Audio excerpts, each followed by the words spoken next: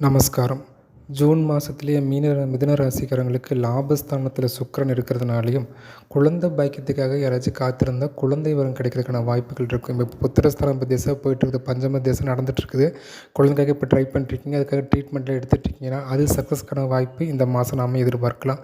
அதே சமயம் ஏற்கனவே குழந்தை இருக்கிறவங்க அங்கே படிப்பு நன்றாக இருக்கும். அதே சமயம் அவங்க எந்த படிப்பை சூஸ் பண்ணி படிக்க நினைக்கிறாங்களோ அது கிடைக்கிறக்கான காலகட்டமாக இந்த ஜூன் மாதம் உறுதியாக இருக்கும்.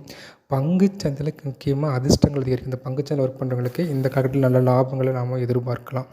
வாரத்தில் 7ஆம் தேதிக்கு பின்பு ஜூனுக்கு பின்பு உங்கள் ராசிநாதனே ஆட்சி வலுவோடு இருக்கிறதுனால தைரியம் தன்னம்பிக்கை அதிகரிக்கும்.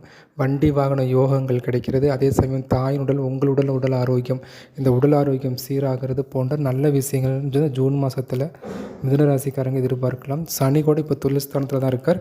தொழில்ஸ்தானத்தினால கொஞ்சம் அலைச்சல் ஏற்படும், அவ்வளோதான். அலைச்சல் ஏற்பட்டால் கூட அது மூலியமாக ஒரு ஆதாயம், சரிங்களா. ஒரு வேலையை விட்டு இடமாற்றமோ இல்லை ஒரு இடத்துல சேஞ்ச் பண்ணி போகிறது இந்த மாதிரி நடந்தால் கூட, அலைச்சல்கள் இருந்தால் கூட அதன் மூலியம் ஆதாயம் ஏற்படுகிற வாய்ப்பு தான் இருக்குது.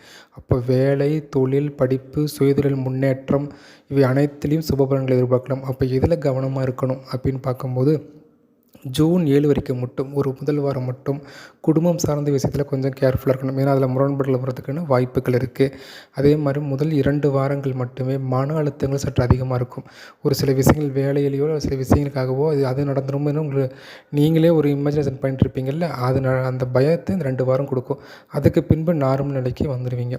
சந்திராஷ்டம காலம் அப்படின்னு பார்க்கும்போது ஜூன் 14 மற்றும் 15 சந்திராஷ்டம காலம் இருக்கிறதுனால முக்கிய முடிவுகளை அந்த காலகட்டத்தில் எடுத்துக்கிறத தவிர்த்துக்கிறது உத்தமம்.